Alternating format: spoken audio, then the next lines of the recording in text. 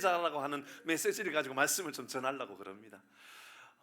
일본의 한 초등학교에서 자기의 실력을 뽐내는 그런 시간이 있었어요. 초등학교니까 꼬맹이 아이들 아니겠어요? 근데 어느 날은 초등학교 한 1, 2학년쯤 되는 아이들이 띠임틀을 넘어가는데, 저도 띠임틀을 잘 못 넘어가요. 좀 이렇게 잘 걷는 것은 좀 걸을 수 있을지 모르겠는데 이렇게 뛰는 거 이런 거 좀 약하거든요. 그러니까 초등학교 1학년 아이들이 띠임틀 뛰어봤자 한 3칸 4칸 뛰어 넘어가지 않겠습니까? 근데 한 아이가 한 10칸쯤 되는 높은 것을 뛰어넘는 거예요. 자기 키보다도 더 넘는 거를 한 번 했는데 못 넘었어요. 다시 뒤로 다 물러가지고 막 열심히 날아가 또 뛰어 넘어갔어요. 또 못 넘었어요. 3번째 또 합니다. 막 더 멀리 가서 열심히 뛰어서 점프를 했는데 넘었을까요? 못 넘었을까요? 못 넘었어요. 이 아이가 이제 막 눈물이 걸성걸성 하는 거예요. 자기 넘어가고 싶은데 다시 또 뒤로 넘어갑니다. 저 뒤에 가서 열심히 날아서 또 점프했습니다. 넘어갔을까요? 못 넘어갔을까요? 어떻게 그렇게 잘하세요? 못 넘어갔어요. 이 아이가 울면서 이제 넘어가고 싶은데 다시 저 뒤로 물러갑니다. 막 달려갑니다. 점프했습니다. 어떻게 했을까요? 보겠습니다. 영상으로. 예. 잘 보여주셔야 영상으로.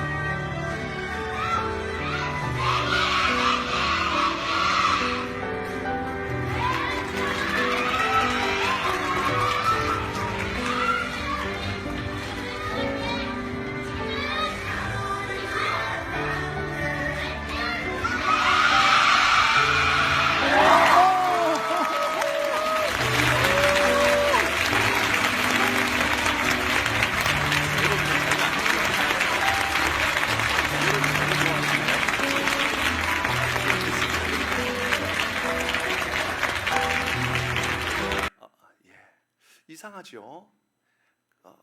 별 다를 게 없잖아요, 그죠? 그런데 옆에서 친구들이 떼끼래 힘내보라고 막 옆에서 그러는 거예요.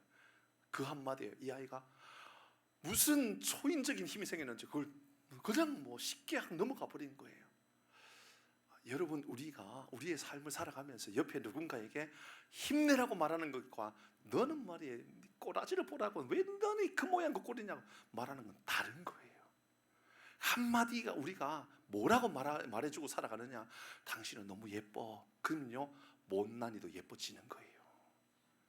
성격이 못됐다고요. 너는 그렇게 성격이 그 모양 그 꼴이냐고. 그러니까 못된 거예요. 당신은 천사보다도 예쁘다고. 너무너무 예쁘다고. 그러면요 진짜로 천사처럼 예뻐질 수도 있는 거예요. 옆에 있는 분에게 당신은 천사 같아요. 한 번 더 인사합니다. 인사하세요. 빨리 인사하세요. 혹시 아세요? 진짜 천사처럼 예쁠지.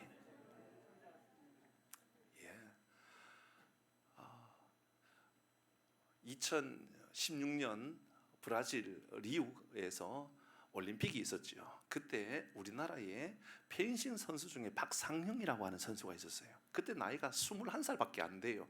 우리나라에서도 아주 무명이었고 세계적인 대회도 경험도 별로 없는 선수 박상영이었어요. 근데 다른 사람들의 이야기에 들려지면 그 사람은 어렸을 때부터 이 얼마나 노력하는데, 노력벌레라고 얼마나 노력을 많이 하는지, 다른 사람보다 훨씬 일찍 나와서 운동하고 마칠 때도 늦게까지 열심히 운동하는, 아직까지 세상에 아무도 알아주지 않는 선수지만 그래도 운동을 포기하지 않고 열심히 하는 선수였다고 주변에서 말들을 다 하는 그런 박상영이라고 하는 선수가 있었어요. 아직까지 뭐 전 세계 대회 나가서 뭐 그 메달 자체를 따본 일도 없는 선수였으니 우리나라에서도 기대하지 않는 선수였었어요. 앞으로 이제 21살이니까 점점 잘 성장해가지고 좋은 선수가 되겠다라는 생각은 있었겠지요. 이 선수가 여차여차해가지고요 결승까지 가게 된 거예요. 리우에서 결승까지 갔는데 상대편 선수가 헝가리 선수인데 42살에 세계 랭킹 3위에 있는 선수였는 거예요. 이거 세상에 아무도, 여러분 이 박상영 선수하고 그 선수하고 붙어서 할 수 있을 거라고는 아무도 생각하지 않았던 그런 상황이었던 거예요. 경기 자체가 안 되는 거죠. 어떤 이는 이렇게 설명하더군요. 만약에 이런 주제 가지고 박상영 선수가 그 선수를 이겨서 금메달을 따면 그 영화는 아마 엄청나게 많은 사람들이 욕을 할 거라고, 말도 안 되는 이 영화들 저런 영화를 만드냐고 이렇게 하지 않겠느냐 할 정도로 박상영 선수와 이 헝가리 선수는 대결해도 되지도 않는 그런 선수였다라는 거죠. 15점을 먼저 이게 따면 이기는 경기였는데 여차여차해 가지고 13대 9까지 된 거예요. 13대 9, 박상영이 9가 되었고 헝가리 선수가 13점이었는데 이제 그 아나운서들이 하는 이야기, 이제 영상이 많이 있거든요. 여기에 대한 영상에 이제 이 아나운서들이 하는 이야기가 은메달도 매우 잘한 거다. 은메달. 박상영 선수 뭐 알려져 있는 선수도 아닌데 은메달이니까 얼마나 잘한 거냐 이런 분위기였는데 이제 13대 9가 되었을 때 지쳐 있는 이 박상영 선수가 땀을 닦기 위해 벤치에 앉아 있습니다. 벤치에 앉아서 땀을 닦고 있는데 옆에서 누군가가 이런 이야기를 합니다. 그림이에요. 할 수 있다. 누군가가 이야기 한마디를 한 거예요. 제가요 이걸 영상을 보니까 진짜더라고요. 그래서 그냥 청중의 관중석에 있었던 누군가인데 그게 부모인지 친구인지 감독인지 동료인지 모르겠어요. 그런데 이곳에서 할 수 있다 그 말을 한 거예요. 그리고 나서 13대 9가 13대 10이 되고 13대 11이 되고 13대 12가 되고 13대 13이 되고 14대 14까지 된 거예요. 그리고 마지막 박상영 선수가 먼저 찔러서 14대 15로 역전해서 금메달을 딴 거예요. 이런 도대체 이 박상영 선수에게 말했던 이 할 수 있다 이 한마디는 도대체 그에게 어떤 능력과 힘을 만들어 주었던 걸까요? 여러분 세상도요 이렇게 어떤 사람이 지쳐 있거나 피곤하고 힘들 때는요 이렇게 용기를 준다니까요. 힘내라고, 할 수 있다고, 괜찮다고. 초등학교 조그만 아이도요 괜찮다고, 할 수 있다고, 힘내라고 그렇게 하니까 띠틀도 막 뭐 놀라운 능력을 뛰어넘는데, 여러분 혹시나 여러분 가족들을 향하여, 여러분 아내를 향하여, 여러분 남편을 향하여 비난을 하고 좋지 못한 말을 하면서 당신 때문에 내가 이 모양이 꼬라지로 산다고 혹시나 그런 말을 하고 살지는 않나요? 이런 잘 돌아봐야 돼요. 우리 믿는 사람은 믿음의 삶을 살아간다고 하는 우리는 말부터 고쳐야 된다라고 얼마나 많이 이야기를 했어요. 그런데 여전히 내 말이 안 바뀌어가지고 옆에 있는 사람들을 향하여서 비난의 말을 하고 모함하는 말을 하고 없는 말을 만들어 내놓고는 나중에 하는 말이 내가 뭐 없는 말을 하나? 나는 바른 말만 해. 그러니까요 바른 말만 하니까는 맨날 문제가 생기는 거예요. 바른 말만 하는 게 아니고요 좋은 말을 할 줄 알아야지요. 세워줄 줄 아는 말은 해야지요. 여러분 혹시나 여러분 가족이나 남편이 여러분에게 안 좋은 말, 비난의 말, 해코지하는 말이 있으면 저한테 꼭 알려주세요. 그렇다고 제가 다른 방법이 있는 건 아니에요. 하지만 여러분 우리 믿음은 그렇게 삶을 살아가면 안 되는 거거든요. 오늘은 우리가 이사야 말씀을 보는데 이사야 말씀은 1장에서 39장까지의 분위기와 40장 이후의 분위기는 달라요. 39장까지 말씀은 어떤 분위기냐면 내가 징계하겠다, 내가 책망하겠다, 내가 벌을 내겠다, 내가 심판하겠다. 이스라엘이여 내가 너희를 책망하고 심판하겠다. 우상 숭배하는 예루살렘이여 너희들은 내가 심판하겠다. 계속해서 그 이야기예요. 계속해서. 그러다가 40장 딱 되면 분위기가 어떻게 바뀌느냐면 내가 너희를 위로한다, 힘내라, 내가 너희에게 힘을 준다, 힘내라, 걱정하지 마라. 이게 한번 볼까요? 40장 1절 말씀 이렇게 말합니다. 1절 같이 읽습니다. 시작.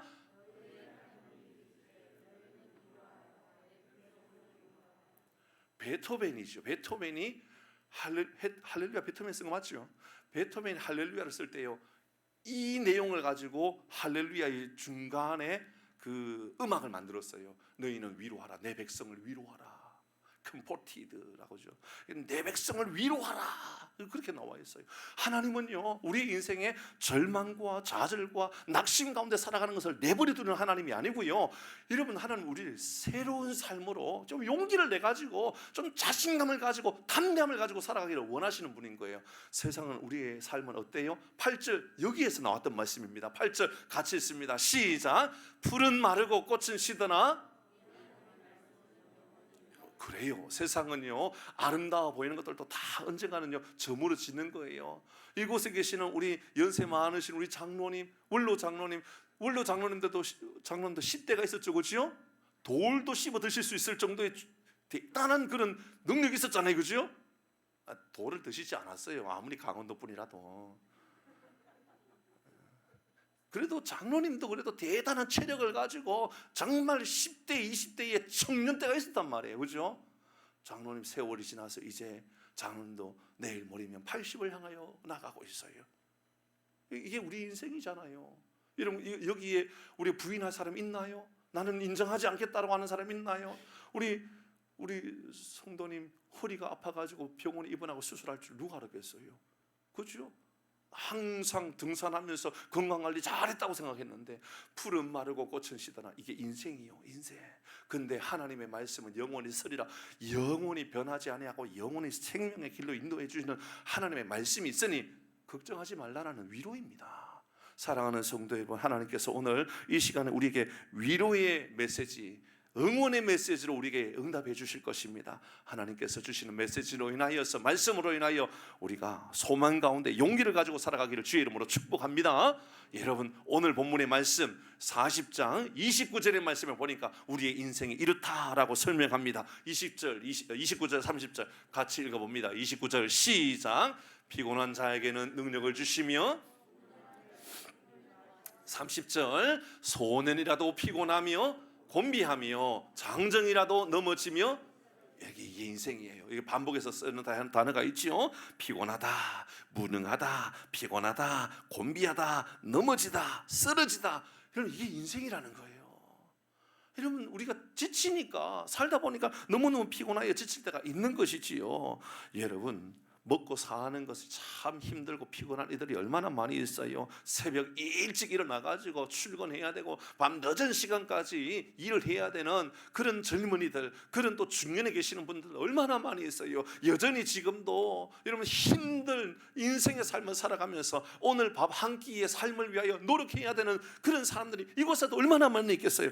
그런데 하나님은 오늘 우리에게 용기를 주겠다라고, 힘을 주겠다라고 하는 말씀이에요. 그러니까 오늘 이 말씀을 마음에 좀 새겨볼 필요가 있어요. 뭐냐면, 용기를 잃어버리고 지쳐있고 내 삶이 너무너무 피곤해져 있을 때 하나님 우리에게 이렇게 살아가라고 말씀하셨지 라고 받으면 된다라는 거죠. 인생이 왜 피곤할까요? 어떤 사람은 이렇게 표현하더군요. 인생은 다 피곤한 게 인생인데, 알고 보면 육신을 가볍게 여겨가지고 육신을 함부로 대할 때 육신을 관리하지 않는 거예요. 아무거나 먹고 운동하지 않고, 말씀드렸던 것처럼 피곤하면 그냥 들어 누워버리고, 피곤하면 들어 눕는 것보다도요 걷는 게 훨씬 더 피곤을 회복하는 데 도움이 됩니다. 꼭 기억하셔요. 피곤하면 누워 있어야지. 그러면 피곤하면 회복 안 돼요. 어떻게 하면 되냐면 나가가지고요 한 10분이라도 걷고 오세요. 그 훨씬 더 도움이 된단 말이에요. 피곤함을 하찮게 여기면 안 돼요. 근데 일반적으로 많은 사람들이 피곤함이 왜 오는가라고 이야기하는데, 육신의 피곤함의 문제가 아니라 정신적인 거나 혹은 또 마음의 문제로 인하여 피곤함이 올 때가 많다, 이렇게 말하는 사람들도 있고요. 또 어떤 사람들은 사람이 목표가 없을 때, 꿈이 없을 때도 피곤하다, 그런 얘기를 해요. 내가 뭘 해야 될지 모르니까, 앞으로 어떻게 살아갈지 모르니까. 사실 요즘 같은 우리의 사회는 꿈이라는 말이 참 어색한 시대에 살고 있어요. 꿈을 꾸라고 그래요. 뭘 꿈을 꾸지요? 열심히 살아가는 것이 인생의 답인 것처럼 보이죠. 그런 시대에 우리가 살고 있는 게 사실이에요. 그러니까 방향을 잃어버리면 향방 없는 자와 같은 삶을 살아가면 피곤해지는 거예요. 그죠? 근데 진짜 문제는 이런 문제보다도 더 심각한 문제 있죠. 죄의 문제입니다. 죄의 문제. 죄의 값이 사망이라고 그랬거든요. 달리 말하면 죄는 우리의 삶을요 끊임없이 죄책감에 들게 하고, 죄는 우리의 마음을 계속해서 피곤하게 만들어 가요. 그래서 정신적으로나 마음적으로나 죄의식에, 죄책감에 빠져서 부정적인 마음을 이끌어가고, 또 부정적인 생각을 하게 되고, 내 마음을 계속 위축된 마음을 들게 하는 것이지요. 부정적인 생각, 부정적인 말, 부정적인 그런 행동들을 하게 되는 것, 알고 보면 우리의 마음 안에 있는 죄의 문제들, 하나님 앞에 죄를 짓고, 하나님 앞에뿐만 아니라 사람들과의 관계에, 나도 모르는 사이에 죄를 짓는 이 모든 것들이 사실 우리의 삶을 굉장히 피곤하게 만드는 거예요. 자, 한번 생각해 볼까요? 밥이 맛있고 없고보다도 더 중요한 게 있지요. 식탁에 앉아 있을 때, 밥을 먹을 때에 이게 진짜 맛있다 맛없다 보다도 훨씬 더 중요한 게 있는데, 관계. 내 아내가 맛있는 걸 해줬는데요, 관계가 뒤틀려져 있으면요, 이게 맛이 없어요. 이게 이상하죠. 너무너무 좋은 관계가 있으면요, 라면을 끓여도 맛있단 말이에요, 이게. 그러니까 알고 보면 훨씬 더 우리의 인생을 피곤하게 만드는 가는 것은, 이런 어떤 눈에 보이는 상황들보다도 관계가 훨씬 더 중요한 거예요. 이로 인하여 다 깨어지는 우리의 모습을 보는 거죠. 우리 사회가 그런 거죠. 저는 너무 마음이 아파요. 우리 장로님들 기도할 때마다 대통령을 위하여 기도하는데, 제 마음 안에는요, 하나님 제발 이 나라에 분열 좀 없게 해주십시오, 기도하고 있어요. 분열. 여러분, 그런 분열의 이야기 들리면 여러분 기분이 좋아요, 스트레스가 쌓여요? 맞다니까요. 여러분, 그런 뉴스를 볼 때마다요, 내 마음이요 곤비해져요. 답답하다. 어떤 사람은 정치인들, 국회의원은 300명이 아니라 30명으로 줄여야 된다, 이런 이야기하는 사람도 있어요. 어떤 사람은 3,000명 정도 늘려야 된다, 이런 사람도 있어요. 답은 아니에요. 그게 300명이 30명 된다고 답이 있고 3,000명 된다고 답이 있는 게 아니라고요. 여러분 우리 안에 여러분 관계가 끼워져 가지고 계속 싸우고, 이런 그런 삶을 살아감으로 말미암아 죄의 문제로 인해 우리의 삶은요 이렇게 피곤한 삶이 됐단 말이에요. 피곤한 삶. 자, 그런 삶을 살아가는 우리를 향하여 우리 하나님은 우리에게 어떻게 이걸 이겨낼 수 있다라고 말하고 있는지 볼까요? 여러분 30절 말씀입니다. 이렇게 시작하면 31절입니다. 이렇게 시작합니다. 31절 같이 합니다. 시작. 저는요 이 말씀을요 수없이 많이 읽었고 암송하고 있는 말씀인데, 아니 이번 주에는 이 말씀을 묵상하는데 이 단어만 딱 들어오더라고요. 오직이라는 단어. 전에는요 여호와를 앙망하라, 여호와를 바라봐라, 여호와에게 집중해라, 여호와를 의지해라, 하나님을 집중해봐라, 이렇게 느껴졌었는데, 아니 이번 주 안에 하나님께서 저에게 주시는 마음은 오직이라는 단어예요. 오직.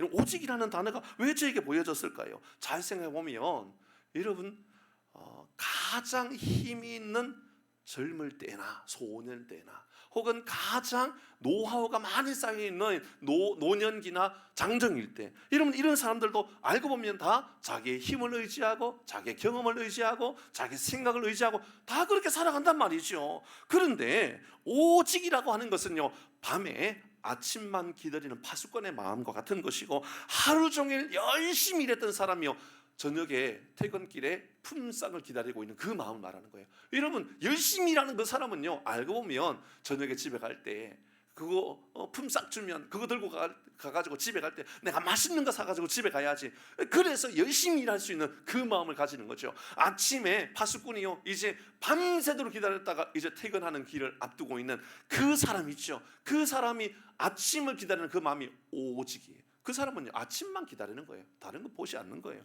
여러분 그렇게 생각해 보면 오직이라고 하는 것은 오늘날 우리의 표현으로 쓰기에 좋은 단어가 있다면 집중력, 이렇게 해서 할 수 있을 것 같아요. 집중력. 여러분 집중력이 얼마나 중요한지 몰라요. 마라톤 선수가 42.195km를 달려가는데, 달려가다 보니까는 세상에 단풍이 너무 예쁘네, 세상에 호수가 너무 예뻐요. 그러니까는 달리기 하다가 호수를 바라보고 셀카 찍고 막 이럴 수 있나요? 아니지요. 이러면 마라톤 선수는요, 결승선만 바라보는 거예요. 달려가는 거예요. 열심히 달려가는, 이게요 오직 여호와를 앙망하는 거라는 이야기예요. 이러면 다른 데 눈 돌리지 아니하고 내가 하나님 의지해 봐야 되겠다, 그래 내가 집중해 봐야 되겠다, 그 마음이 우리 신앙인 거예요. 그래 하루에 시작할 때마다 돼요. 하나님, 내가 오직 하나님께 먼저 기도하고 오직 하나님께 내가 찬양하고 그렇게 시작해 보겠습니다. 그 마음을 가지는 것이죠. 느헤미야는요, 이런 오직 성벽의 제것만 보인 거예요. 성벽의 제것만. 그러면 아브라함은요, 하나님께서 보여주시는 그 땅, 안내해주는 그 땅만 보인 거예요. 그래서 밤만 되면 별만 보인 거예요. 하나님께서 보여주시는 그 별이 있지, 이런 말만 들었던 거예요. 바울은요, 로마만 보였는 거예요. 복음을 전하는데 어디 가야 되겠다? 로마로 가야 되겠다, 그 마음인 거예요. 그러니까는 바울이 로마에 가서 오랫동안 살아온 것도 아닌데 그 마음 가운데 나 로마 가야지, 로마 가야지.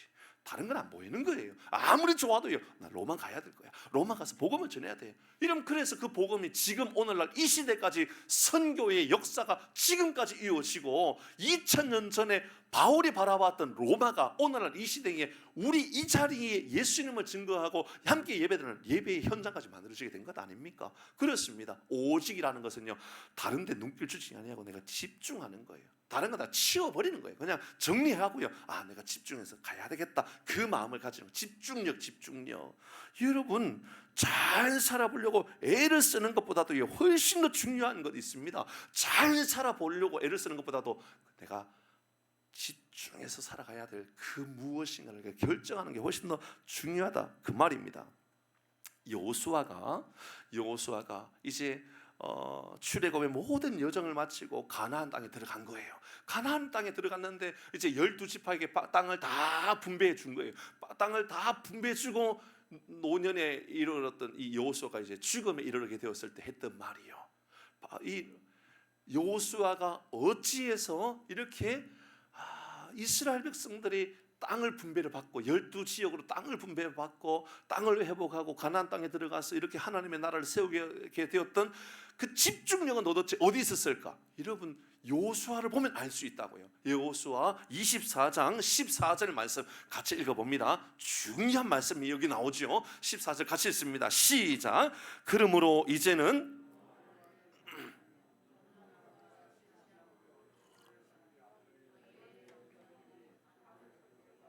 애굽에서 섬기던 신들을 이거 치워버리고예요. 치워버리고.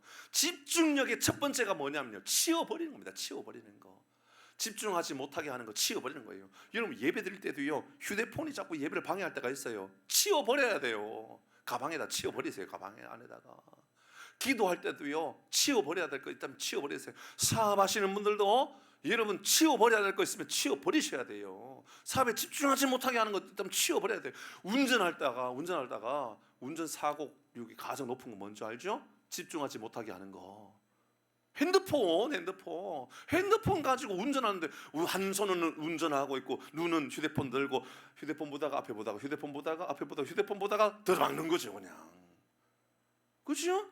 치워버리라고 말하고 있는 거예요. 이 땅의 삶을 살아가다가 하나님 앞에 나가지 못하게 하는 것 있다면 치워버리는 것, 우리가 해야 될 일이라고 말하는 거예요. 그러면서 그 다음 15절에 이 말씀을 여러분 여호수아가 해주었던 겁니다. 15절 같이 읽습니다. 시작. 만일 여호와를 섬기는 것이 너희에게 좋지 않게 보이거든 너희 조상들이 강 저쪽에서 섬기던 신들이든지 또는 너희가 거주하는 땅에 있는 아모리 족속의 신이든지 너희가 섬길 자를 오늘 택하라.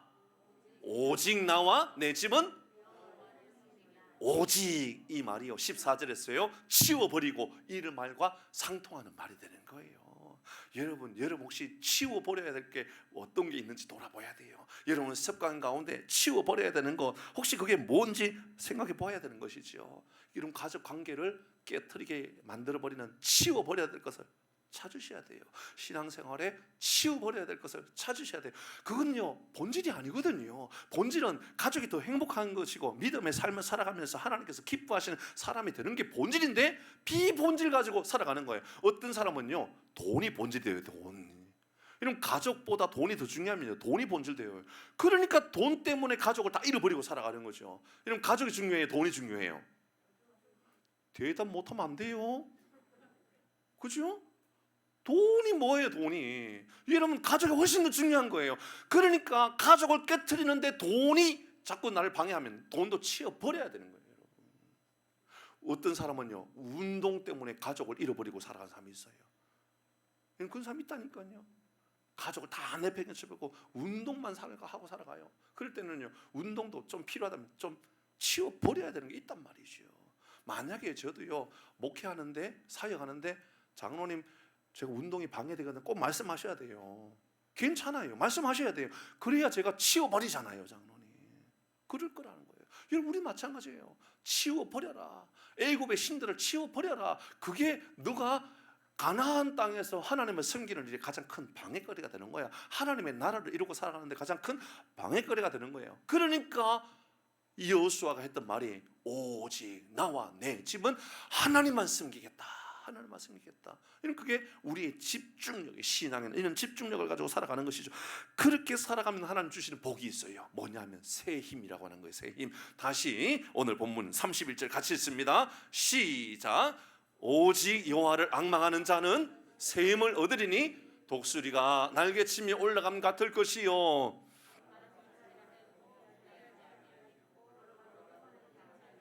아멘. 여러분, 여기서 말하고 있는 새 힘이라고 하는 것을 생각해 볼 필요가 있어요. 새 힘이 뭘까요? 세상에는 모든 힘들은 다 낡아져요. 저도 이 양복을 이렇게 입고 있지만 이 양복은요, 처음에는 새 옷이었어요. 제가 어떤 분이 선물해 주셔가지고 제가 지금까지 있는데요, 그분이 주실 때, 처음 주실 때요, 야, 너무 좋다, 너무너무 좋은 옷이다, 새 옷이었어요. 여러분, 몇 년 지나고 나니까 지금도 여전히 새 옷일까요? 낡아져요, 낡아져요. 여러분, 우리의 건강도요, 처음에는 새 것처럼 느껴지지만 시간 지나면 낡아져요. 제 구두도 마찬가지예요. 저는요, 제 목양실에 구두가 여러 개 있어요. 그 중에 여전히 버리지 못하고 있는 하나의 구두가 있어요. 뭔지 기억하세요 혹시? 예전에 제가 청년 사역할 때 청년부가 사주었던 구두예요. 뭐냐 하면 청년부에서 저에게 이렇게 요청했어요. 목사님, 구두의 발바닥이 다 닳아서 물이 셀 정도로 열심히 우리를 섬겨주세요. 그래서 사준 거예요. 그렇게 사줬는데 제가 어떻게 그렇게 안 해요. 그래서요, 실제로 그 구멍이 나가지고 물이 줄줄 새요. 그걸 제가 못 버리고 있어요, 아직까지. 두면서. 왜냐하면 제가 구두, 그 신발장의 문을 열면서 그 구두를 보면서 제 생각을 하는 거예요. 그래, 내가 이렇게 해야지, 이렇게 살아가야지. 저는 그거 볼 때마다 그래, 내가 다시 새 힘을 가져야지, 새 능력을 가지고 살아가야지, 이런 마음을 제가 가지거든요. 여러분, 오늘 성경은 우리에게, 하나님께서 우리에게 너 오직 여호와를 집중하고 살아가면 새 힘을 주겠다라고 말하고 있는데, 그럼 새 힘이 뭘까요? 세상의 모든 힘은 다 낡아지는데, 그렇잖아요. 우리의 육신의 몸도 다 낡아지고, 뭐 너무 낡아져가지고 이제 스틱을 들고 다녀도, 지팡이를 들고 다녀도 그 지팡이도 낡아지잖아요. 오래되면 부러지기도 하고. 우리 인생은 그렇단 말이에요. 그렇다면 여기서 말하는 하나님이 주시는 새 힘은 뭘까요? 그것을 초대 교회로 생각해 보면 그것은 성령의 역사예요. 성령의 역사. 왜냐하면 초대 교회가 멋지게 하나님의 나라로 완벽하게 세워질 수 있었던 가장 위대한 능력은 뭐죠? 보혜사 성령의 역사가 임하는 것이었거든요. 그러니 오늘 본문이 우리에게 가르쳐주는 너에게 새 힘을 주겠다, 독수리의 날개치며 올라가는 힘을 주겠다라는 것은요, 하나님의 힘으로 살아가는 힘을 새 힘이라고 말하는 거죠. 사랑하는 성도 여러분, 여러분의 경험이나 여러분의 힘이 아니라 이게 헤아릴 수 없는 하나님의 힘을 소유할 수 있기를 바랍니다. 그 사람들은요, 기도하면 응답이 뭔지 알아요. 뭔지 하나님이 주시는, 부어주시는 은혜가 뭔지 안단 말이에요. 하나님 앞에 결단하고 살아갈 때마다 하나님의 채워주시는 힘이 뭔지 안단 말이에요. 여러분, 독수리 한번 생각해 보죠. 나무 위에 새가 하나 앉아 있는데요, 그 새가 독수리인지 비둘기인지 표시가 안 날 때가 있어요. 앉아 있으면 그래, 나무같이 앉아 있으면요, 저게 날개를 펴지도 않았으니까, 그냥 앉아 있으니까 저게 새인가? 저게 뭘지? 저게 까마귀인가? 저게 비둘기인가? 저게 독수리인가? 몰라요. 언제 알게 될까요? 맞습니다, 여러분. 날개를 펼치면요, 저게 독수리인지 비둘기인지 까마귀인지 바로 알게 됩니다. 비둘기는요, 그 나뭇가지에서 떨어질 때요, 막 바다닥 바다닥 뛰면서 막 어떻게든지 지금 날개짓을 해가지고 올라가려고 그래요. 독수리는 그렇게 안 해요. 독수리는 그냥 두세 번만 날개짓 하면요, 쫙 멋지게 날아가 버려요. 날개짓 할 때부터 그게 누군지 안단 말이에요. 우리도 그런 거예요. 우리도 세상에 나갈 때요, 허겁지겁 살아가는 것이 아니라 하나님께서 주시는 힘을 가지고 살아가면요, 날개짓 한 두 번만 해도요, 멋지게 날아가는 모습을 우리에게 보여주겠다, 그 말씀이거든요. 여러분, 독수리 알지요? 어떤 새를 연구하는 사람이 했던 이야기예요. 여러분 몇 번 들었을 거예요. 독수리가 처음부터 태어날 때부터 대단한 힘을 가지고 있는 게 아니라고 이야기를 해요. 처음에 독수리가 태어나면 알에서 이제 부화하게 되면 독수리가 아직까지 깃털도 자라지도 않고 연약하지만 어미 독수리가 이걸 얻고, 새끼 독수리를 얻고 저 높은 창공에 올라가거나 아니면 바위 위에 절벽 같은 높은 곳에 올라가가지고 이 새끼 독수리를 그냥 떨쳐버린다, 던져버린다 그러잖아요. 그러면 이 새끼 독수리가 살아나려고 막 몸부림친다는 거예요. 몸부림친다는 거예요. 그래서 땅에 떨어지기 직전에 쏜살같이 날라와가지고 이 새끼 독수리를 다시 잡아가지고 또 올라간다는 거예요. 그거 가지고 또 떨쳐버리면 또 떨어지면서 막 살아보려고 막 몸부림치잖아요. 그렇게 한 번 하고 두 번 하고 10번 하고 100번 하고 1000번 하고 10,000번 하고 나면 드디어 독수리가 된 거예요. 우리가 그리스도인이 그런 거예요. 여러분, 고난이 없는 사람이 어디 있어요? 피곤하지 않는 사람이 어디 있어요? 세상에 힘들다고 말하지 않는 사람이 어디 있어요? 그런데요, 뭐 몸부림치면서 막 바다닥 바다닥 막 뭐예요? 뭐 그렇게 살아가는 게 아니고요. 하나님 우리가 좀 독수리처럼 살아가라고 이야기하고 있어요. 독수리처럼 창공을 나가요. 날개를 펼치면요, 세상의 모든 새들이요 숨죽일 수밖에 없는 사람으로 살아가라고 우리에게 안내해주고 있어요. 지난 2022년 10월 달에 11월, 12월 3달 동안 우리가 설교했던 주제가 감사해, 감사해. 맞죠? 그죠? 감사하는 자가 되라. 감사였었어요. 근데 그 첫 주, 둘째 주 지나가면서 아주 중요한 핵심 메시지가 있었었는데 뭐냐 하면 미리 감사해라. 아직 감사할 조건은 아니지만 미리 감사해놓고 살아가 보자. 안 됐지만 감사하라 그랬으니까. 그러면서 우리가 보았던 게 다니엘이었잖아요. 다니엘 동생이 와가지고 우리나라가 망하게 되었다고, 뭐 이 나라가 뭐 심각하게 되었다고, 나라가 완전히 뭐 이런 상황이 되었을 때, 동생이 아니고 그 나라가 되었을 때, 그때 다니엘이 자기 집에 올라가고 2층에 올라가가지고, 그죠? 다락에 올라가가지고 창문을 예루살렘을 향하여 펼쳐놓고 전에 하던 대로 하루에 3번씩 기도를 하는데 마지막에 이렇게 말했잖아요. 내가 감사한다. 감사할 조건이 있기 때문이 아니에요. 미리 감사한 거예요. 감사. 그 설교를 끝나고 나서 우리 어느 한 성도님이 저를 찾아와가지고, 목사님, 제가 이사를 해야 돼요. 제 사업장을 이사해야 돼요. 예, 이사 준비하시면 되죠. 그런데 목사님, 우리 지역에요, 이사할 곳이 없어요. 이사할 곳이. 장소도 큰 곳이 안 나오고, 그리고 아예 이사할 수 있는 장소가 만들어지지 않아요. 목사님, 큰일이에요. 12월, 1월 되면 이사를 다 해야 되는데 장소가 해결이 안 된다는 거예요.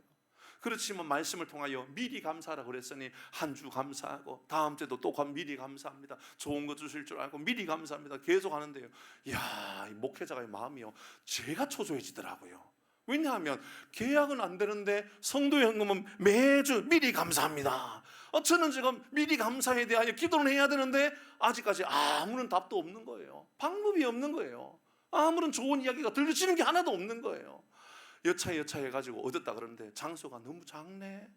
근데 공간도 별로 안 좋고, 물어보니까는 이 건물이 아직까지 구청에 가가지고 인허가의 문제를 해결해야 된다라고 하는 거예요. 이걸 그렇게 장소를 쓸 수 없는 곳인지 있는 곳인지도 모르는 곳이라는 거예요. 그 여차 해가지고 공사가 이제 시작할 수 있도록 계약은 했어요. 근데 계약해가지고 공사를 하는데 세상에 업자가 또, 죄송해요, 문디 같은 사람 또 만난 거예요. 이 사기꾼 같은 사람 만난 거예요. 돈만 받아먹고 일도 안 하고. 그러니까는 이 성도님은 막, 죄송해요, 환장을 노리신 거예요. 분명히 미리 감사했잖아요. 미리 감사했는데 감사한 대로 하나도 이루어지는 게 없는 거예요.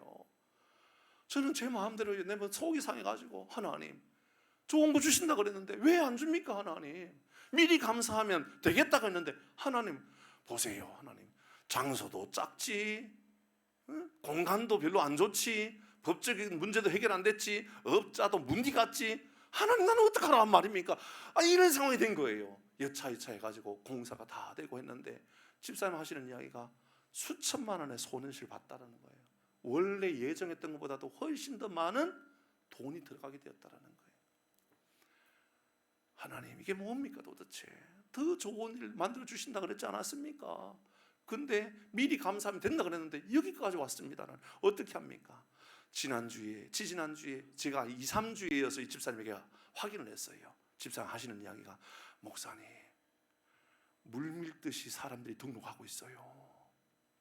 지난주에는 더 이상 이제 우리 이 사업장에서 아이들을 가르칠 수 있는 공간이 없어져 버렸어요.